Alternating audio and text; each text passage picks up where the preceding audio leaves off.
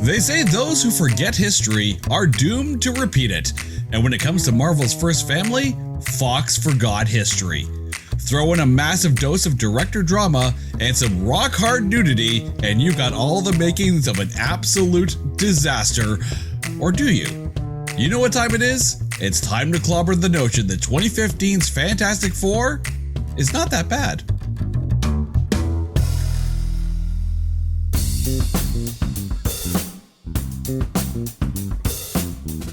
Welcome to this edition of It's Not That Bad, the show that looks for A grades in B movies. It's time to get all superhero-like in today's episode, because joining me today as we take a look at 2015's Fantastic Four is producer of the Smitty and Mitty show, Kevin Hillsden. Kev, welcome to the show. How are you doing, man? I'm doing great, man. I'm doing great from the comfort of my home, which I haven't left in 4 years, it feels like. It's been forever. It's been a minute and a half. So to anyone who hasn't listened to the Smitty and Mitty show, kind of give us a little background there. What is the Smitty and Mitty show? Well, our fans, the Smitty and Midiots, enjoy Smitty and Mitty. Oh God, how many times can I say Smitty and Mitty before people just stop listening? I'm gonna start going ding every time you say ding. Smitty and it's Mitty. Gonna get a ding counter for sure. Yeah. No, it's a sports talk show. But every once in a while, Smitty or Mitty, they come up to me and they're like, "We just got to have this guy on the show." So we've had like Colin Mockery from Whose Line Is It Anyway? We just had Jim Shockey from the Outdoor Channel on for like hunting and stuff, which I guess that's still sport. Like it's called game, right? Like when you catch something. But you know what? These guys are great. They've come such a long way. We just had our 1 year anniversary, and they love doing it. I love doing it, and it's just a nice side thing. I'm just going to point out that you just said anything is a sport if you catch something. So by your definition, syphilis is a sport. And so is Pokemon Go allegedly as well. But yeah, syphilis, definitely. So when we were discussing, bringing you on the show, and I asked you what movie you wanted to pick, you picked this train wreck of a Marvel film, 2015. Well, it was between this and The Room, right? We chose. Yeah, there's actually a Room reference we're going to talk about in this. But why did you choose the Fantastic Four? Because there's only so many times you can break down, I didn't hit him. I did not. So I just wanted to watch a Marvel movie again. Oh, hi, Kev. Oh, hi. Oh, hi, Kev. Okay, so because you're the one who picked the movie that we watched and we're going to break down, I'm going to hand the ball over to you, or at least the microphone ball, because it's time to take this movie and trailerize it. Transported to an alternate universe, four young outsiders gain superhuman powers as they alter their physical form in shocking ways. Reed Richards becomes Mr. Fantastic, able to stretch and twist his body at will, while pal Ben Grimm gains immense strength as The Thing. Johnny Storm becomes the Human Torch, able to control and project fire, while his sister Sue Storm becomes the Invisible Woman. Together, the team must harness their newfound abilities to prevent Doctor Doom from destroying the Earth.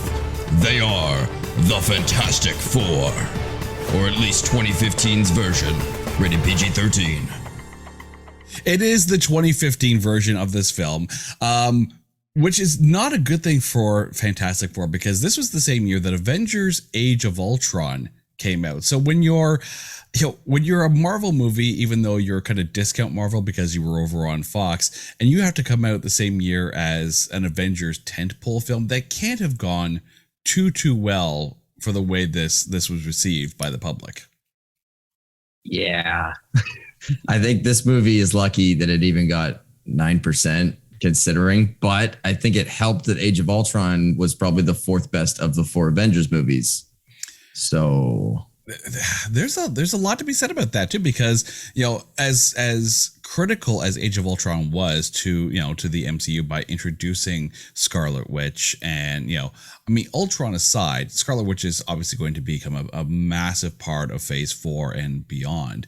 But yes, you're right. Like at the time, people looked at Age of Ultron and said, oh, we went from Loki to Ultron that doesn't look like comic book Ultron, so I'm not quite sure how to feel about that.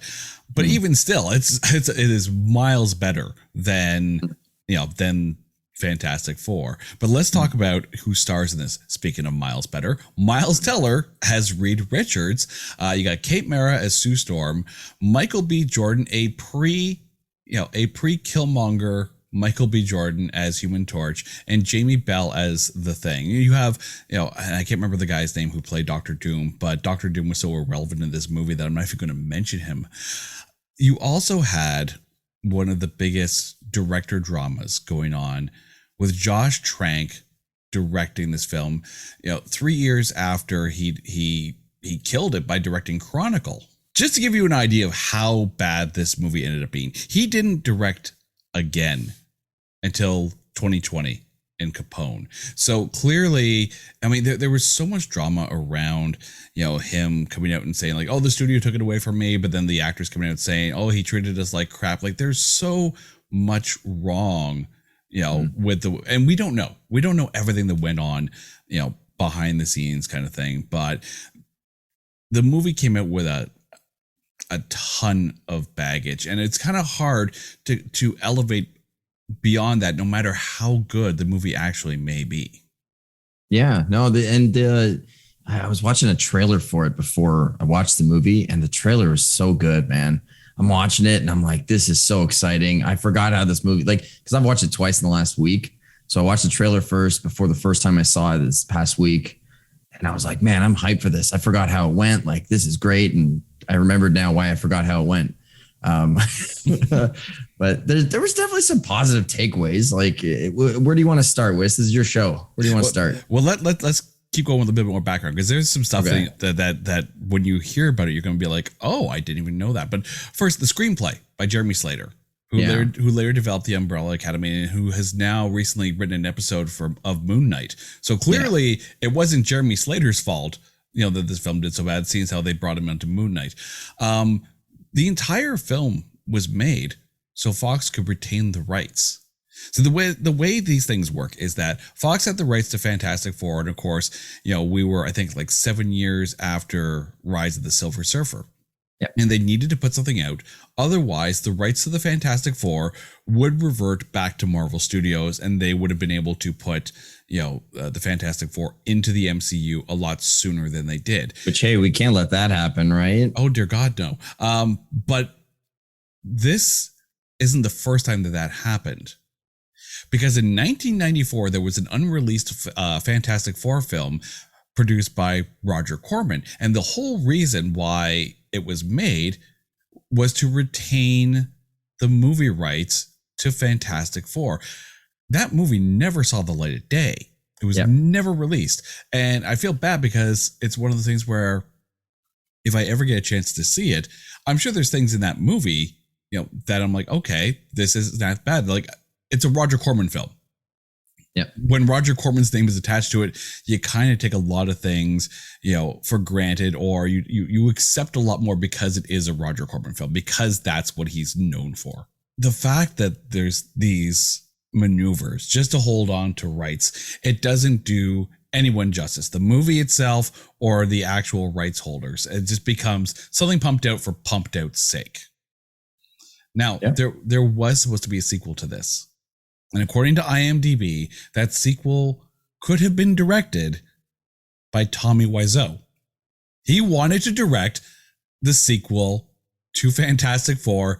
Never happened. This is where we add in like that meme right now. What did he say? What? Yeah. I mean, this turned out so bad that Marvel Comics stopped making Fantastic Four books.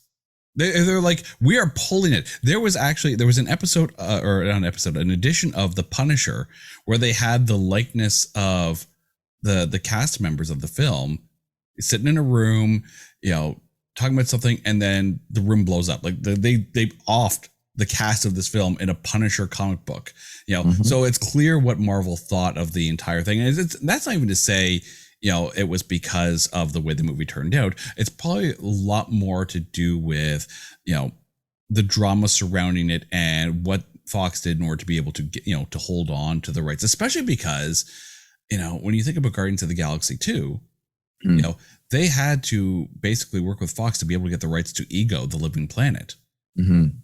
And if I remember reading something correctly, it was basically a swap because Negasonic Teenage Warhead, the rights to that character were kind of still under Marvel Studios control, and then Ego, because it's so directly related to the Fantastic Four, was under Fox control. So it was very much like it was a hockey trade. Negasonic's an interesting one though, because like there's a few things like that. Like I was looking up before, I'm going down a rabbit hole right now, but it's a whole like who owns what kind of thing, and it's based on where they debuted.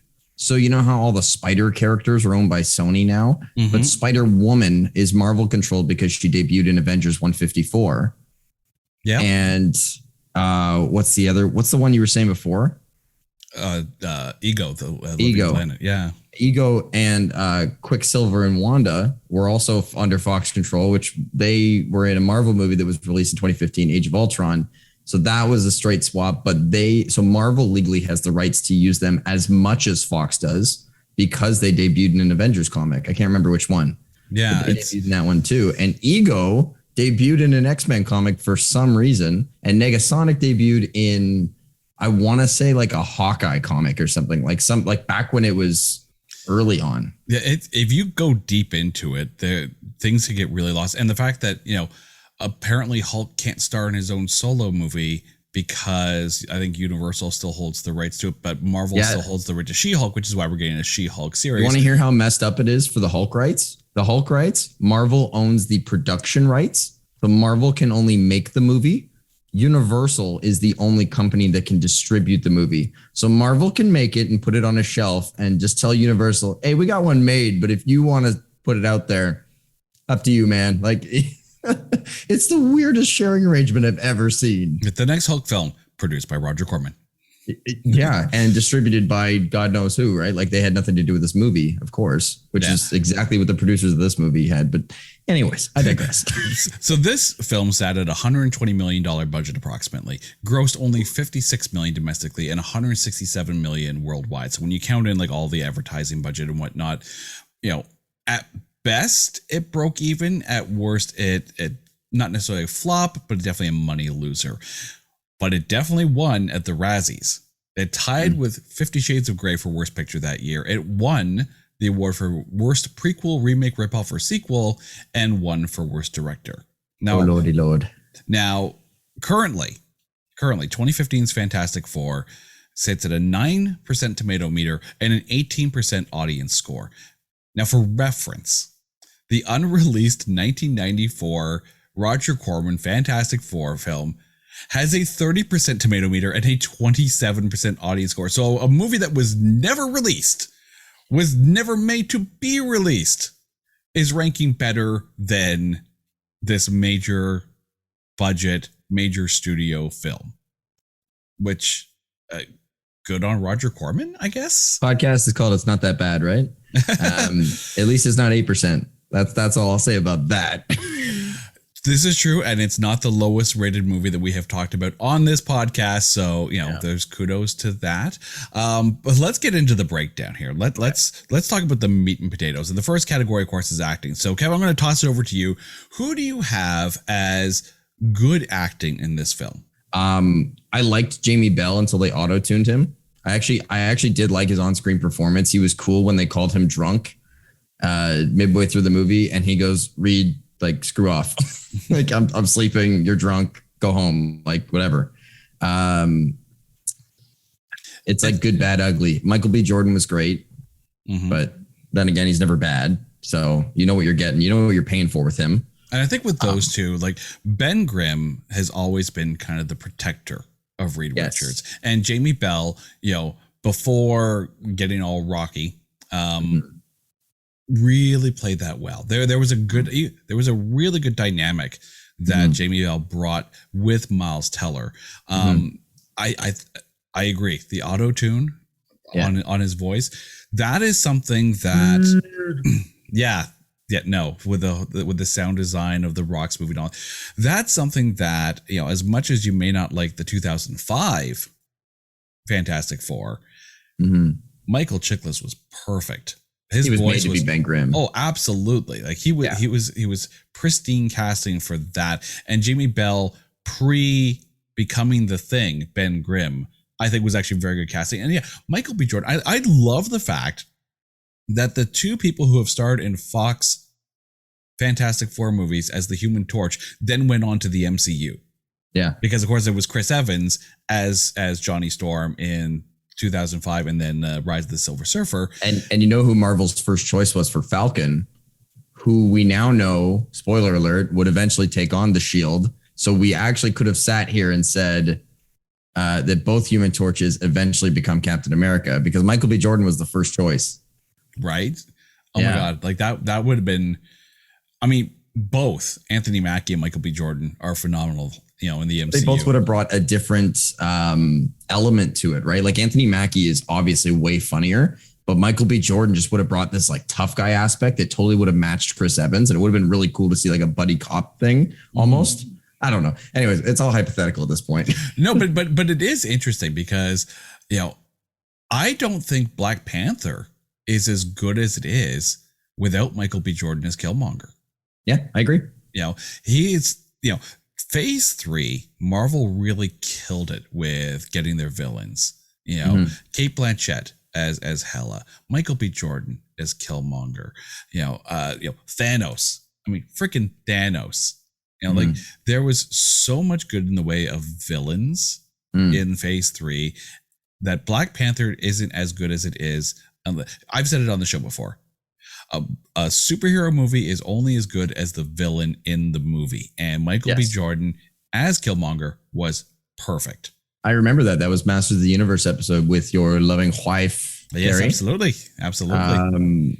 Okay. Having said that, because I was actually going to bring that up, I wanted you to be kind of like low key impressed where I'm like, hey, I listened to one of your previous shows and you said this and hey, I'm going to bring it back right now. But no, just as good as the villain.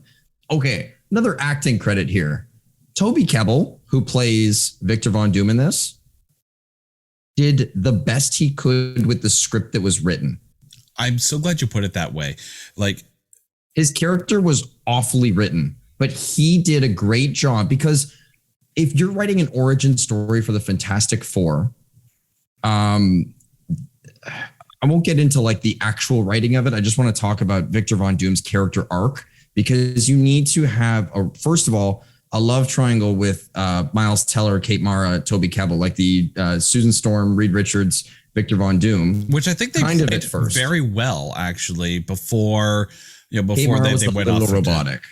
There's something to that though, and I'm going to bring that up a little bit later. But yeah, no, absolutely. I think the three of them together did play off that love triangle. I thought fairly well. There was room to grow apart even. Because Victor Von Doom if you watch like the animated shows with your kids and stuff now, like I watch them because I'm still a kid, but if you watch those shows, he's a tyrant already. You don't get that backstory. You just assume Dr. Doom, he's super evil, but we're getting an origin story here. So we got to meet Victor Von Doom before we meet Dr. Doom over here, you know? So it is true that at the time in their lives that they're making this film, you can't have the Latvian dictator, Dr. Doom. I like that they have him actually from Latveria as well. That was cool. They didn't do that in 2005. No. And I'm just waiting.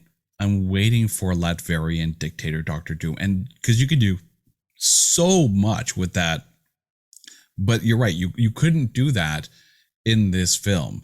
But speaking of Kate Mara, I liked her as Sue Storm. And you say robotic. I see you shaking your head. Listeners can't see you shaking your head because this is audio only, but you're shaking your head. Here's the thing.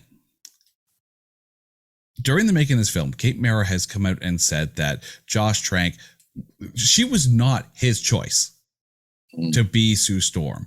And when, Jessica Alba's a little older than his cast, so I get it. Like but Kate Mara was pushed, I guess, kind of suggested greatly by the studio in order to be Sue Storm, and apparently Josh Trank was not very kind to her on set, and you can kind of get that feeling.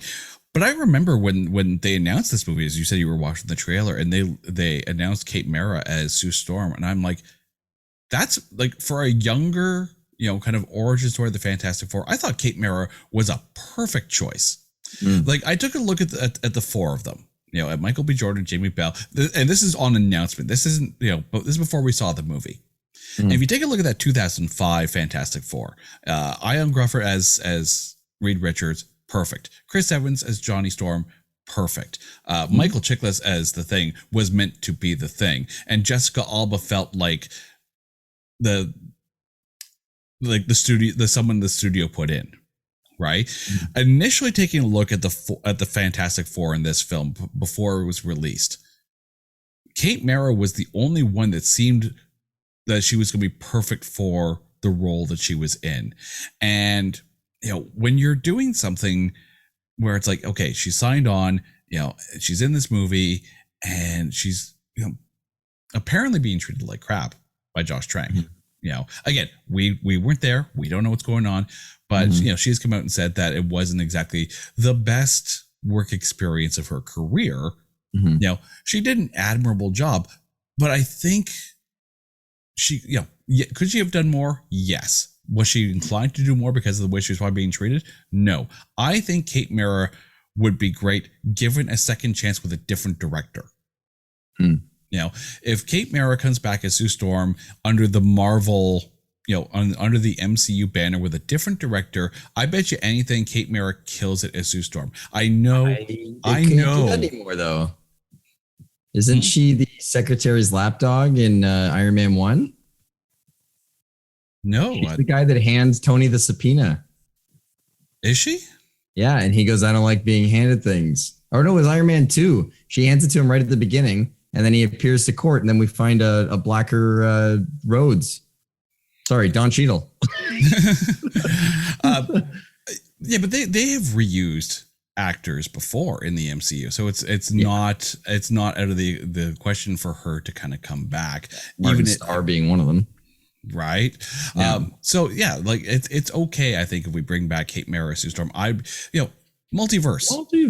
It's all Loki's fault. Which Loki we don't know, but it's all Loki's fault. Are you sure? Did you see that No Way Home trailer? Are we sure it's Loki's fault? I don't know. Are we sure that's even the proper Doctor Strange?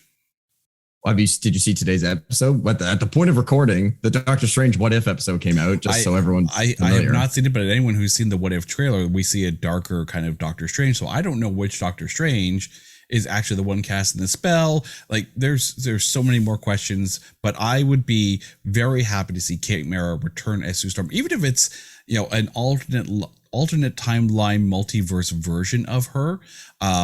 I don't think she was given the opportunity to be as good as she could be, but given everything that was kind of going on, I still like her as the emotional anchor. And because she played Sue Storm as smarter than the rest, pretty much. She wasn't just there to be motherly and caring and eye candy. She came in there as equally brilliant, equally strong, equally up to the task of creating this device that was going to allow them to go to this other world or other dimension.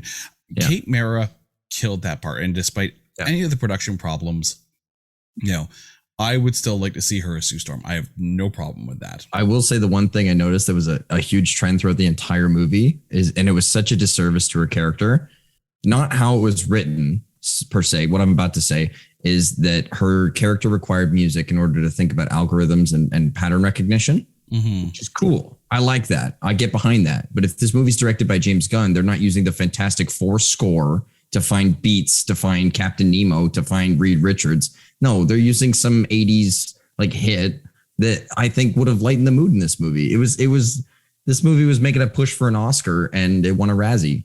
Yeah. I do have to point out, if anyone deserves, maybe not an Oscar, but definitely, held. You about to spoil your MVP? Maybe not. We'll see. But it's the late Reggie Cathy who played Dr. Franklin Richards. Every time he's on the screen, he was incredible. Oh my God, his voice. First of all, First of all, that voice You just was. got to make it really raspy and say things like this, you know. I wish he was still around today to narrate documentaries, but he brought such a presence to the screen. And as I was watching him with Michael B. Jordan as Johnny Storm, is it bad that I'm sitting there watching this? I'm like, why didn't we have this dynamic between Cyborg and Silas Stone in Justice League? Because Michael B. Jordan, great actor, was good in this role. Reggie Cathy, brilliant in this role. And that's, I wish we had that dynamic and, that level of, a true, father-son relationship, because that's what Cyborg and Silas Stone are in Justice League. And I don't feel we kind of got that, within the entire 4 hours of what Zack Snyder put together. He brought so much gravitas. He brought so much like fatherly compassion, yet still driven as well to make this thing and to be able to develop this technology. And, very much the emotional center of everything. I can't stress how lucky they were to have him in that role. It's very much like having Sir Alec Guinness in the role of Obi-Wan Kenobi in the first Star Wars film. Like, just that gravitas, that presence, that almost mentor-like figure for all of these young characters at the time, right? This is the Fantastic Four when they're late teens, maybe early 20s. They need that guidance, and Reggie Cathy as Dr. Franklin Richards, brilliant. No, and I was looking up her name because forgive me, I didn't know who the casting director was for the second remake of the Fantastic Four. Ronna Kress. Kudos to her. And I'm going to give a little slow clap. Okay. Right. Ronna Kress for casting the best available and the best options rather than looking at skin color and saying, well, we got Reggie Cathy and we got Michael B. Jordan. Now we need a black Sue Storm. No, just play the adoption card and get the best available actress for Sue Storm. And I love that. It felt natural. It was fine. She made a joke about it later. Everyone moved on. It's not a thing that you got to make a big deal of. Kids get adopted all the time now. Like, it's not, I think it's underrated and it goes unnoticed, but I noticed it and I thought it was really well done. One thing I did like about Kate Mara and the dynamic between her and Michael B. Jordan is that her Sue Storm is incredibly intelligent. And it feels like sometimes people of that level of intelligence, they're not necessarily outwardly emotional, but she was still able to give that enough to be able to say it's nice to have you working with us again, and not like overly compassionate kind of thing, because that would have been out of character for the way she was playing it. I think Kate Mara, like, in that moment, gave the perfect that Sue Storm, acknowledgement and, compassion to her Johnny Storm that character deserved. And she played that perfectly in character. And, as much as anyone might say cold, no, it's highly analytical, highly intelligent, despite what the director is saying and doing. She's right in character. And that's the way that I think that character would. Her character's also right in sync with Dr. Franklin Storm, because the vibe that I got, I don't know if you got the same thing. I got the feeling that she is Daddy's little girl. And Franklin doesn't look too greatly on Johnny right now. He sees Johnny as a delinquent. He sees Johnny as, you have this great potential. You are, I think he's an engineer in this movie. He goes, you're fantastic like once you get your hands on this stuff, you're just amazing with it, but you could be so much more. And you choose to do absolutely shit all with it. And I think it translates with her performance as well. It is very much, getting back to the Johnny and Dad kind of dynamic, is that it's very much I know you can do this. I know you are extraordinarily smart. I know you are extraordinarily brilliant and you're capable of doing this. And yet you're skidding out a crappy little Honda, on a after you blew it out because you revved it too much into a lamppost. And, it's not like he came down hard. It's just that Even worse, if anyone had their parents go, I'm incredibly disappointed in you, and they walk away, and it's just like, I'm in so much shit when you hear that. You just know that in this universe, Johnny Storm has received multiple times the I'm not mad, I'm just disappointed, like so many times. and of course, and again, with that voice, that Reggie Catholic was, I'm incredibly disappointed in you. I'm just disappointed. You are capable of so much more. He could have been Darth Vader, man. He's got a really good voice. Oh, he could have voiced anything. Yeah. Absolutely anything. But it is hard. And the thing is with Miles Teller, like, it's hard because I thought Ian Gruffer was actually maybe and still may be the perfect choice for Mr. Fantastic. As much as we would love to see a John Krasinski, Emily Blunt, Reed Richards, Sue Storm duo in the MCU, when he was cast, he had the look, he had the demeanor. Yes, they played it a bit more for laughs in the 2005 movie, but he was still. It's kind of like when they cast Robert Downey Jr. as Iron Man. Like, you take a look at him, and regardless of what you thought of the way Robert Downey Jr.'s life and career had gotten to at that point, could you picture anyone else as Iron Man? Really? I mean, especially not Tom Cruise, because I know that was on the table. I was very much on the table. And thank God they took it off the table. But, it's hard to pick up a role that was played very well, even if the movie wasn't that great. It's hard to pick up a role that that people have of a vision of, a picture of.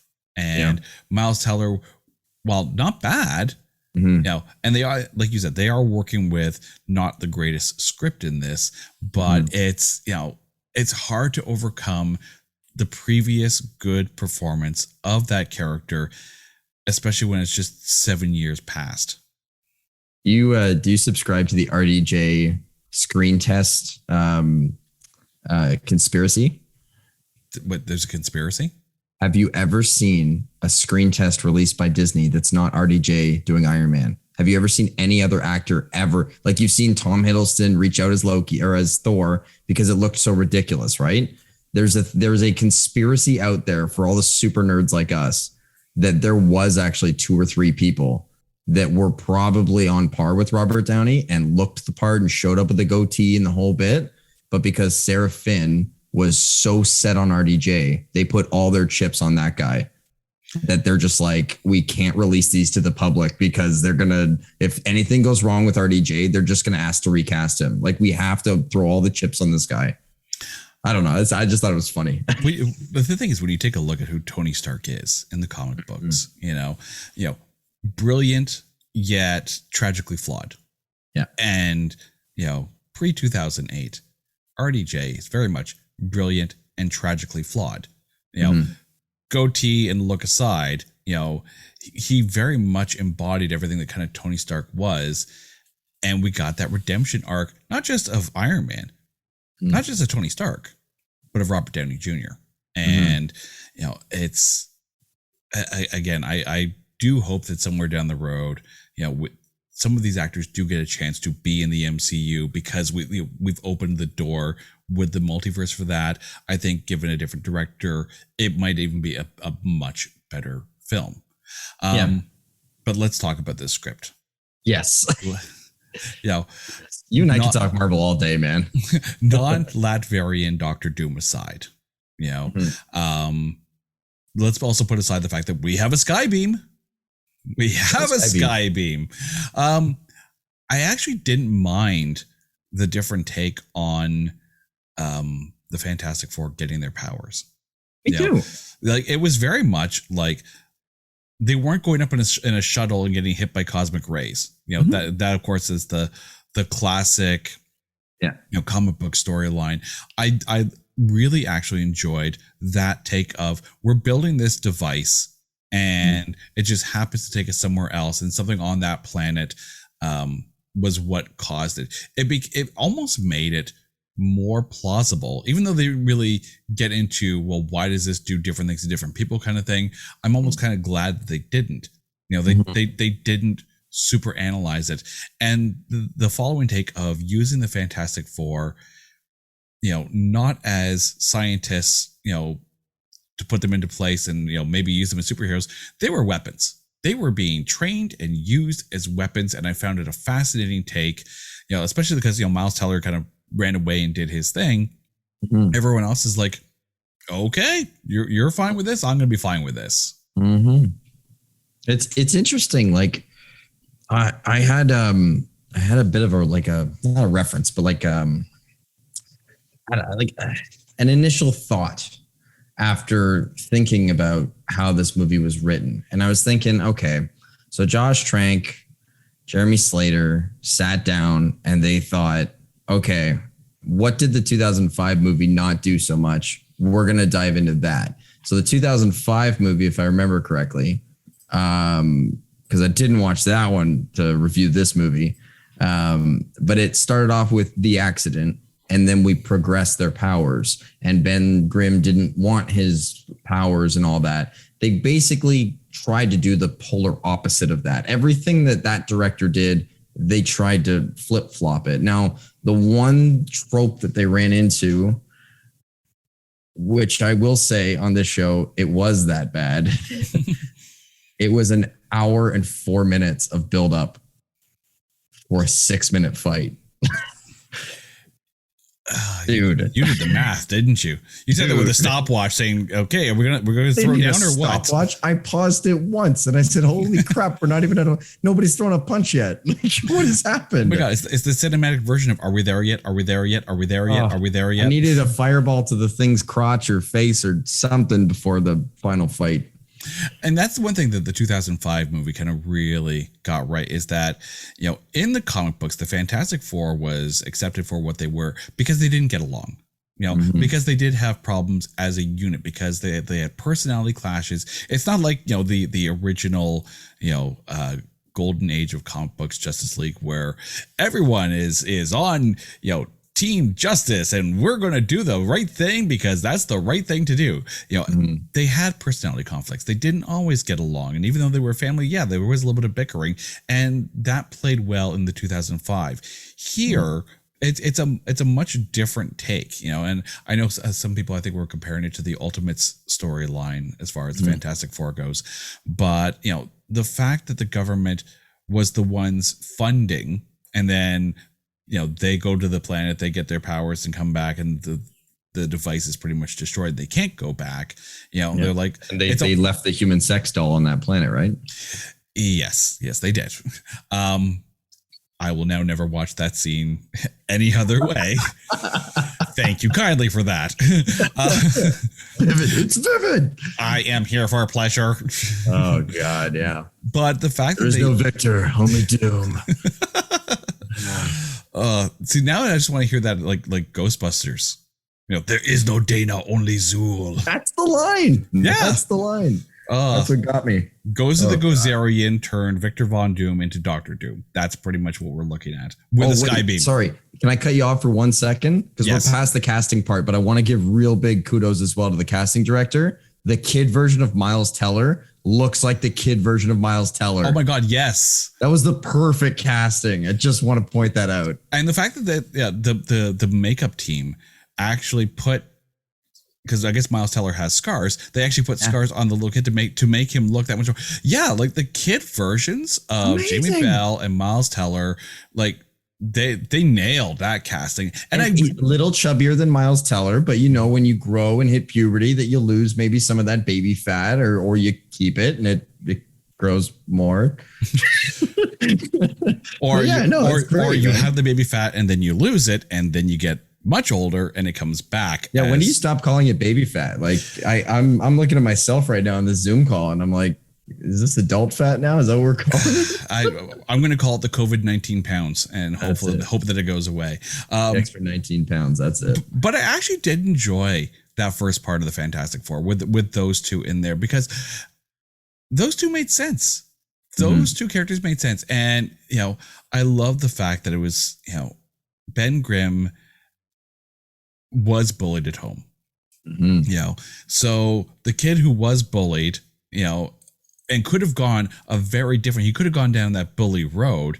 Yep. He sided with the kid who was bullied, and these two kids weren't going to be bullied anymore because at least they had each other. And you know, that actually, as a script moment, set up the dynamic between Ben Grimm and Reed Richards. I think of any scene or of any section of this film, that's the part where you sit there and go, I don't get why this movie was so panned on. And then you have the Doctor Doom sex doll, and it's like, yeah, no, now I see why it was panned. But that opening part of young Reed and young Ben together, you know, working their way up to the science fair.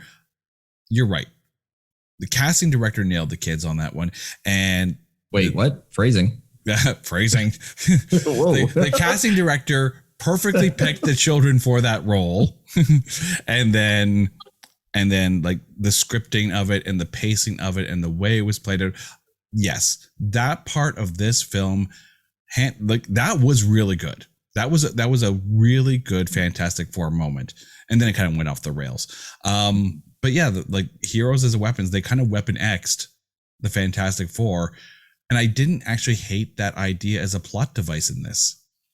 Boy, I really want to say I disagree with you, but I can't say I hated it either. Like it goes back to my original point of they were trying to do the opposite of whatever. So like the Jessica Alba team was very much we're going to close ourselves in. We're going to deal with it ourselves. And this Fantastic Four family or team, whatever you want to call it, they very much got swept under their feet right away because the wrong people were around at the wrong time. They got carted off and they got completely told what to do. I just wish that they gave the thing some clothes, even a pair of gym shorts, something. Yeah, people got their rocks off watching that one. I'm not gonna lie. Got their rocks off. Did you write that one down? No, I did. I did not write that one down, and thank God I didn't, because then I'd have to explain who got their rocks off on what. But you know, that's clippable. This script is being monitored for quality assurance. I actually just got that in my ear. Yeah. But you know, I'm glad you kind of brought up the lack of costume for the thing. Because I actually didn't mind the jumpsuits, you know. Yes, in the 2005, they had a very bright, very early 2000s era kind of costume. I didn't mind this. It is very much a darker take. On they only dressed Franklin's kids, eh? Yeah. That's it. They only dressed Franklin's kids. Yeah. Because Reed came in with this not Make-A-Wish, but that's the wrong phrasing. Oh my God. This Value Village type of like metal rings around his arm. The make it yourself Halloween costume of a Fantastic Four suit. Make it yourself. That's what I was trying to go for. Yeah. Oh my God. I'm glad they didn't have like some weird generic 4 on there. Like I liked the set design. I liked the suit design. Even Sue Storm with the gloves, like the fact that she's using her hands in order to be able to project not just her invisibility, but like the force fields and all that, it makes sense for her to wear gloves, because we don't know at this point if these powers are actually hurting her to be able to learn to develop. I mean, obviously, there's the psychological toll of becoming the Thing onto Ben Grimm, and that's hurting him. But they skipped that by going 1 year later. Right? So maybe the gloves actually help her control things. We don't know, but I still don't mind it as part of the costume. We're not going to. I find it interesting that you brought up I didn't want the number 4 on the patch on there. I would have been okay with if they canonized numbering off the Fantastic Four. And then in that fight with Doctor Doom, the only thing that was left was whoever wore the number 4. And then he goes, well, we're a team and there's 4 of us. Like, let's just put the 4 on all of us or something. Like, I mean, they already did a corny job at the end of It's Fantastic. Like in a very roll credits moment, they actually rolled the credits on that. Yeah. But to the same token as well, speaking of Age of Ultron that came out the same year, they kind of did the same thing at the end of that with the Avengers. Cut the credits right before we got the Assemble. Now, and Chris Evans was so protective over that line, eh? Even when they kept rolling, he wouldn't say it because he goes, I don't trust that they're not going to use it. I don't trust. So he would only ever say Avengers, and they'd zoom in more and he'd go, like he wouldn't say it. He was so protective over that line. And thank God they did hold back on that, because that payoff in What a great moment in Endgame was just like, and you hear it. If you've ever watched those videos of audience reaction when they're in the theater and that moment happens and he finally says assemble, like people lost their shit on that. It was such a moment, and which was really, really weird when you watch it during the pandemic and you can't go to the movie theaters and you can't have that moment and you remember what those moments were like in the theaters. You know, here it would be like the opposite. Like, you know, that whole thing plays out and people are like, oh, not to harp on it too much, but I told you what happened in my theater, right? I was there opening night, like the Thursday of opening night of Endgame. No. And I had a group of African-American women sitting in front of me. There was maybe a group of 12 of them. And as soon as Black Panther walked through that portal, they started a chant of "E Bombay, E Bombay," and the whole theater was losing Love it. It was the best thing. It was like everyone just knew what to do. It was awesome. It was like a concert that was unscripted. It was awesome. Is that a concert at that point, or is that like it becomes Rocky Wakanda at that point? I forgot I was in downtown Toronto. Okay, if we start to like have key things, audience reactions for movies, it's going to turn into the Rocky Horror Picture Show, and I don't know if I don't like that. That's I'd be fine. It's like, you know, this is the part where everyone gets up and starts chanting. Yeah. But this script, back to the script here, okay? Because you know what, I got lots of problems with the script. But anyways, there's two types of students that write English exams. Okay, this is basically my analogy for this. There's the type that write their first paragraph and they think it's the shit. They're like, oh man, this is the best thing ever. The English teacher's not even going to read the rest of my report. I could just fill it in with a bunch of BS after. And then there's the English student that writes this fantastic opening, but you have to cap it off at 1,500 words and they're at 1,350. So for the last 150 words, they're like, oh shit, here's my ending. That's exactly what they did for this movie, is they had so much into, you know what actually would have really helped this movie? And I was just thinking of this after it. It's an hour 40 runtime. Yep. If they had just done a 220 runtime, which is not unheard of, it would have been a little long at the time for a superhero movie. But if you did a 220 and you treated that when they found Victor back on Planet Zero, is that what they called it? Yes, it was Planet Zero, where they found him back there and they thought, we got to bring him back. They bring him back. He's on the table. They fight for their world. If that was a little more stretched out and a little more drawn out, and you had the heroes lose first, get their shit together, and then Victor had to go back home, and then they found out he was building something, not some rock sculpture with a sky beam, but actual technology, like he had been transporting back and forth or whatever, like something more realistic, that he had a big plan all along that you didn't really see, because we were following the heroes, right? Mm-hmm. It just seemed very like they became the Fantastic Four like in 10 seconds. And they all had catchphrases and okay, another 5 years of this. Cool. Let's keep the rights. Like it did feel like almost like a Joss Whedon moment where he comes in and redoes Justice League and then they have to restore the Snyderverse years later. Complete with, wig on Kate Mara that definitely looked like a wig on Kate Mara. Well, this was the I'm gonna walk right past that comment, mister. No, that was the thing. So I told you before we started recording that I had a story for you. So I read a report somewhere that Simon Kinberg would hop on set casually. The time when he goes early on and when the kid was filming and the kid was getting smacked in the head by his older brother, I think it was, and he said, it's clobbering time.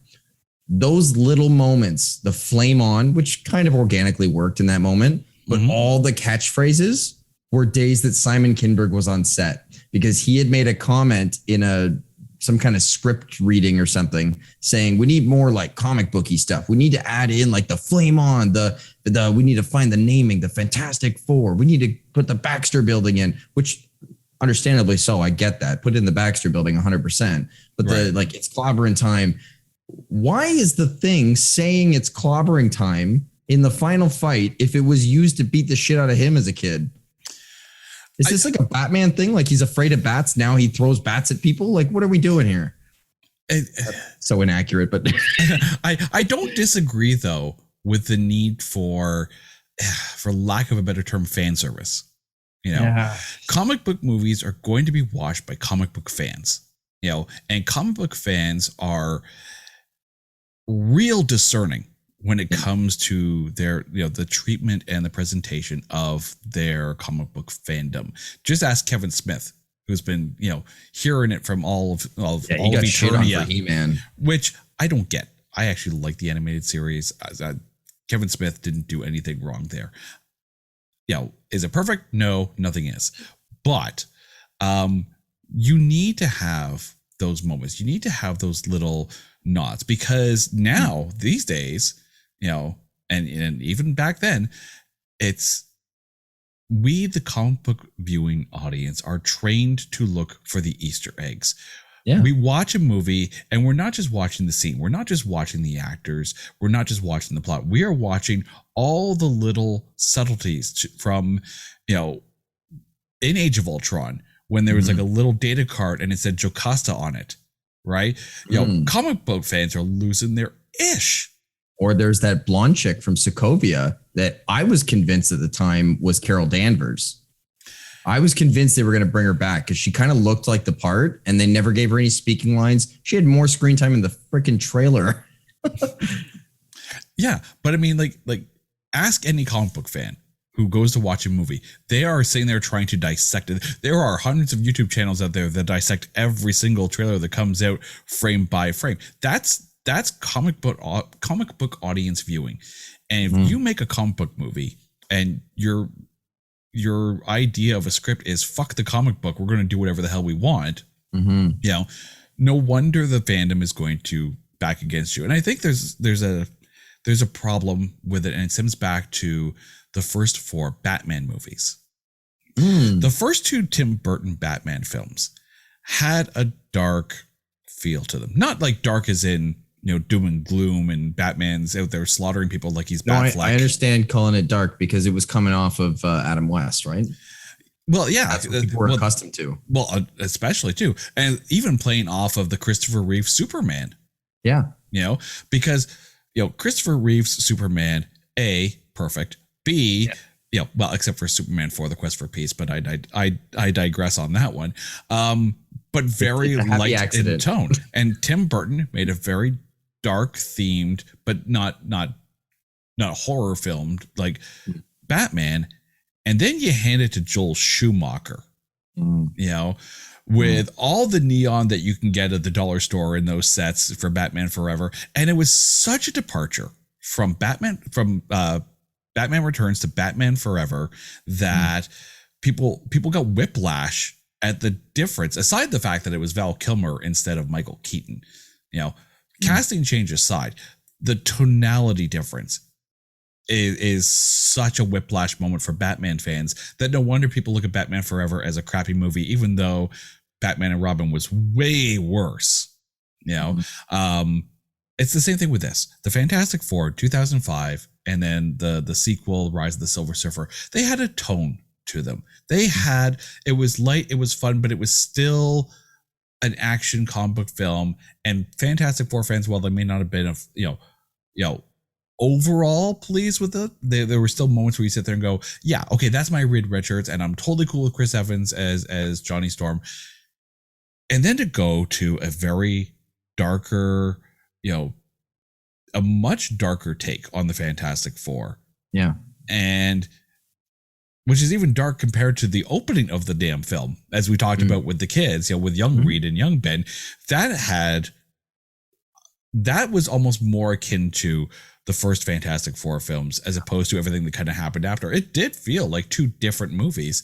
And yeah, you do get that whiplash moment. As soon as they grow up, it's whiplash. Yeah. Yeah. They were definitely going for some kind of drama with this movie too.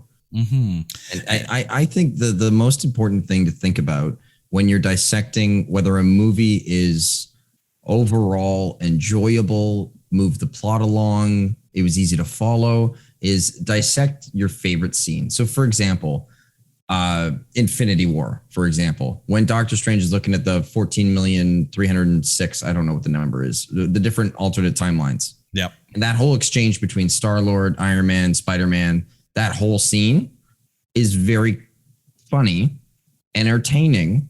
It brings all their characters and their true nature and what you've developed. All of it is perfectly done.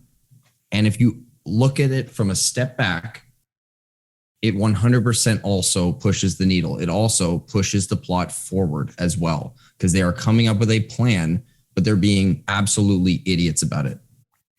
So there's a certain element of, in this movie, everything that was pushing the plot along was being so blatantly transparent about pushing the plot along.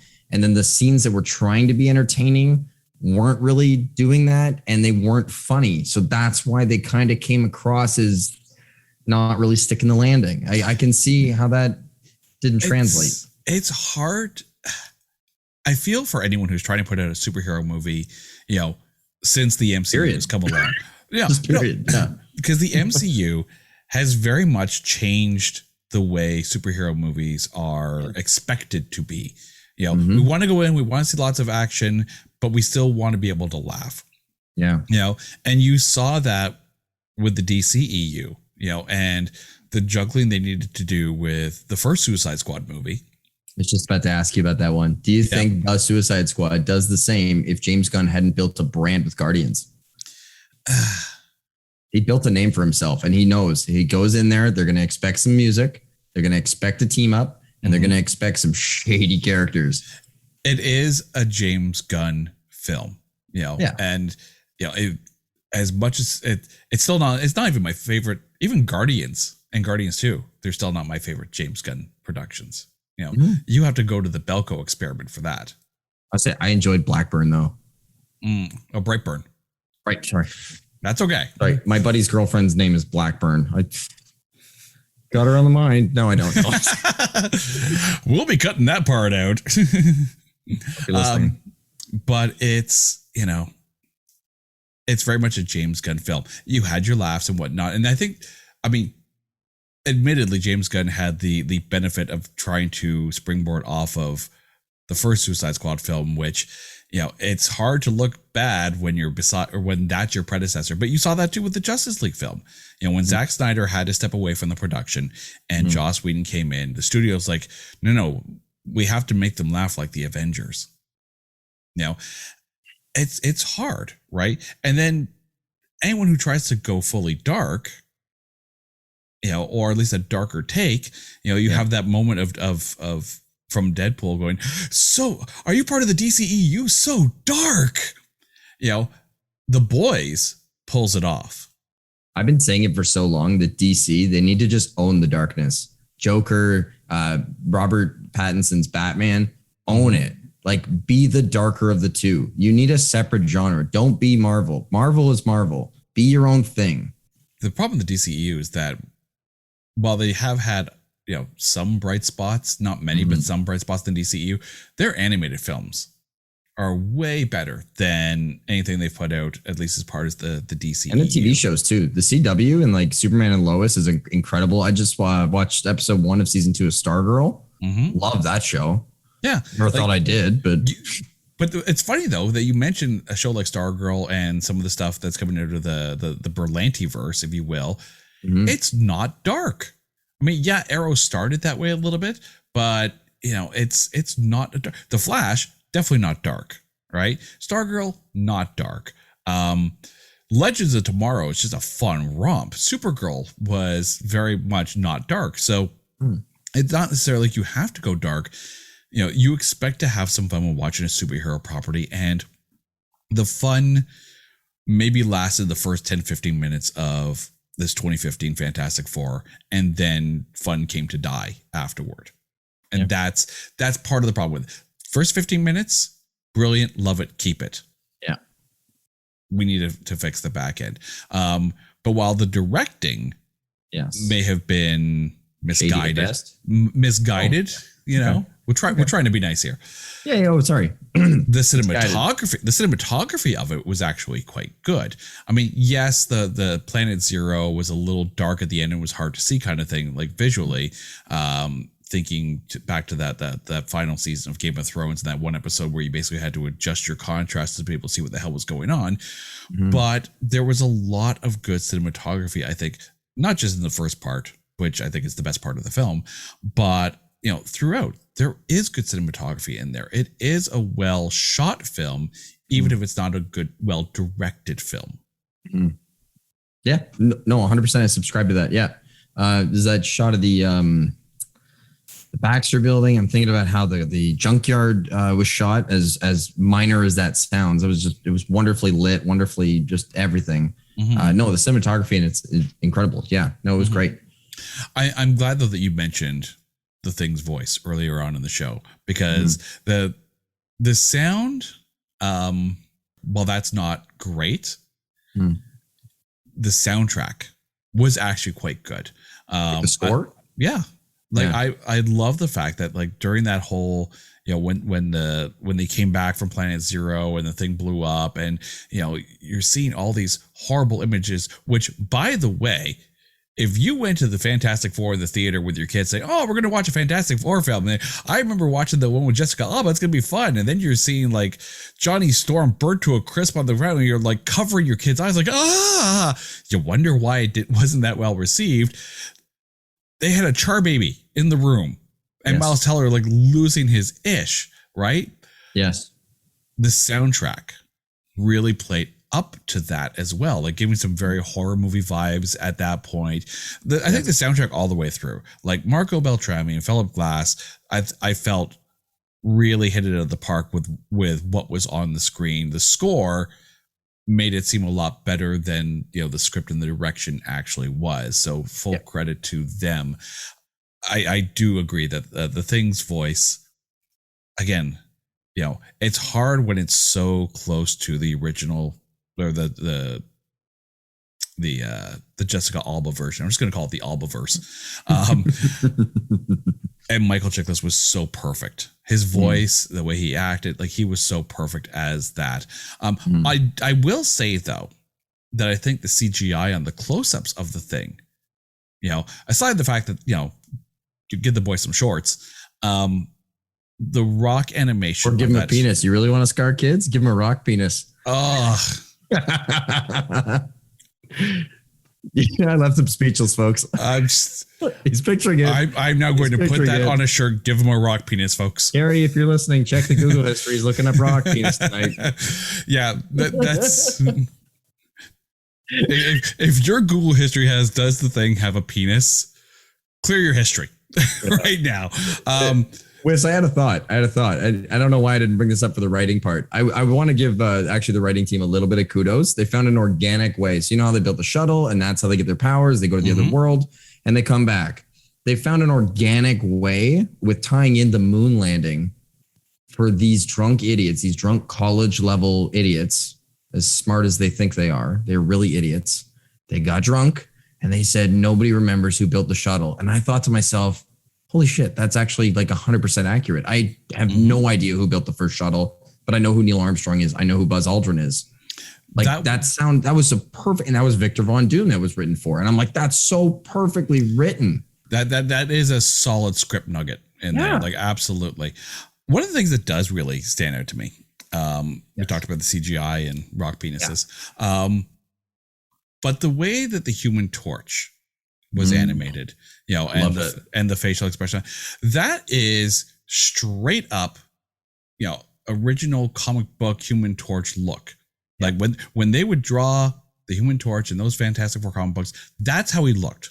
Yeah. In the Albaverse, it was good.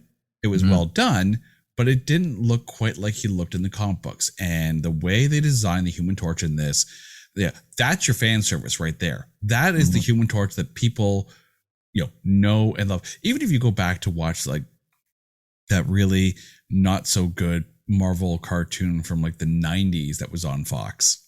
The Fantastic Four one? Yeah. Yeah. The Human Torch looks very much like what he looks like in this 2015 film. And that's how it looks in the comic book. So you sit there, and if you're a comic book fan, as soon as he flames on, that people were like, that's him. That's my Human Torch. I'm fine with that. The CGI in this was really well done. Still holds up today. You know, that team, I think, deserves a lot of kudos for what they did. I'd like to think that the CGI just advanced. I don't think it was there in 2005. I think if they had done it, it wouldn't have looked the same. But I'm glad that because the technology was there and available and advanced enough that they did go there. And I was so happy with how Michael B. Jordan looked as the Human Torch. So happy. It is still hard, I think, to properly do Reed Richards, because that's the one part that did kind of stick out where, you know, stretchy arm dude, borderline Slenderman at times, man. And it'll be interesting to see how Marvel pulls that off when we get the Kamala Khan series, the Miss Marvel series, you know, because that's she's going to embiggen, and that's, you know, how is it going to look, you know, Reed Richards 2005-esque, or has the masterminds in the MCU and their graphics team, who are phenomenal, you know, how are they going to pull this off? So far, interesting. It's interesting. So far, every Disney Plus series that they put on has looked phenomenal. Loki was a stellar masterpiece. WandaVision was so stylistic, and, you know, I mean, no, Falcon and Winter Soldier is not known for its CGI, but there was some good action stuff in there. And it was very well written too. They're going to have a tough time, I think, making Miss Marvel and the way she stretches and all that not give off those bad Reed Richards 2005 vibes. You know, here's hoping that they pull it off, because you know, aside from Inhumans, I don't think Disney has really missed a beat. Throughout the entire MCU. But it brings us to this point in the show. So, Kev, who is your MVP of the Fantastic Four from 2015? There's a speech actually right near that scene I was telling you about, the one where he's talking about Buzz Aldrin, and that it's just before it in the exact same room, from Reggie Cathy, the late Reggie Cathy. And they even call him out for it. They're like, he's going to do the speech. Yeah, he's going to do the speech. And he gives this speech about how you guys are the brightest people in the entire world, smartest people by far, but you're the dumbest if you don't work together. And you need to, we need to combine the IQ in this room, and we need to solve something that's unsolvable. And obviously he delivers it way better than me, and he's Reggie Cathy. So, you know, way better. You know what? Stole the movie. Clearly we were on the same wavelength, because he is the emotional glue of this film. You know, he brought so much out of, if he wasn't there, anyone else playing that role, and this could have tanked. This could have been worse than it was before. Yep. But he brought a character and a characterization of someone who you would want as your dad. You know, someone who you would want as your mentor, you know, and, you know, when he dies in this film, you know, it wouldn't have had the impact that it did if he wasn't as good as he was. He is absolutely the best part of this. Reg E. Cathy, absolutely the MVP of this film. And I wish that he was still around to come back in the multiverse of the MCU. He was phenomenal. Kev, thank you so much for jumping on here. Where can we find the Smitty and Mitty show, and where can we find you out in the interwebs? Oh, Smitty Mitty, we're literally everywhere. YouTube, Twitter, Instagram, Apple Podcasts, Spotify, everywhere. We're on 3 networks now, Rogers TV. We're in London, Port Elgin, I don't remember the third one, but yeah, no, we're all over the place, man. Kev, thanks so much for this. I'm sorry you made me watch this film, but thank you so much for this. And to all of our listeners, look, if you want to join in on the fun and you think that there's a movie that needs redemption, or that there's a movie that there's no way in hell we can find anything positive to talk about it, hit me up on Twitter. You can find us at Not That Bad Cast. Put it out there. Put a movie out there. We'll watch it, we'll dissect it, and we will prove that no matter what, it's not that bad. This has been the It's Not That Bad podcast. Kev, thanks so much for coming on the show. We'll catch you next time. Take care.